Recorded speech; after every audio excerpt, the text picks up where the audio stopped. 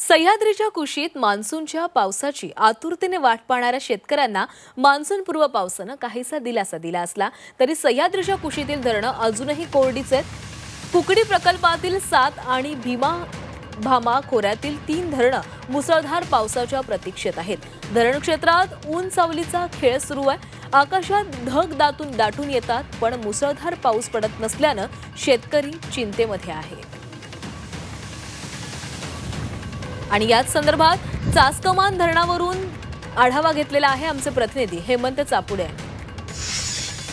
राज्यभरात मान्सूनपूर्व पावसाचा जोरदार तडाखा बसला आणि शेत शिवाराचं प्रचंड असं नुकसान झालं। ओढे नाले खळखळून वाहिले गेले, मात्र त्याचा धरणांच्या पाणी पातळीला पाहिजे तसा फायदा झाला नाही। मी सध्या पुणे जिल्ह्याच्या खेड तालुक्यातील चासकमान धरण परिसरात आलेले। आपण या ठिकाणी जर पाहिले तर धरणामध्ये आजच्या स्थितीला केवळ 11% पाणीसाठा उपलब्ध आहे।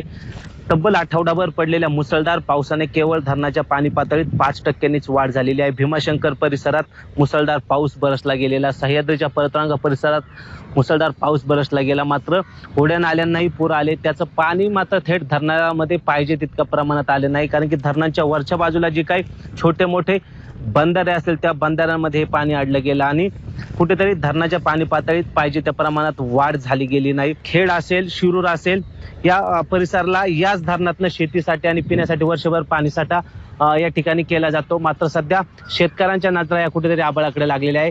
आठवडाभर जरी मुसळधार पाऊस बरसला असला तरी सध्या पावसाने मात्र पाठ फिरवलेली परिस्थिती पाहायला मिळते। ढग दाटून येत आहेत, मात्र पाऊस काही बरसत नाही। त्यामुळे सध्या बळीराजाच्या नजरा पुन्हा एकदा आभाळाकडे लागल्या आहेत। हेमंत चापुडे, झी मीडिया, चासकमान, पुणे।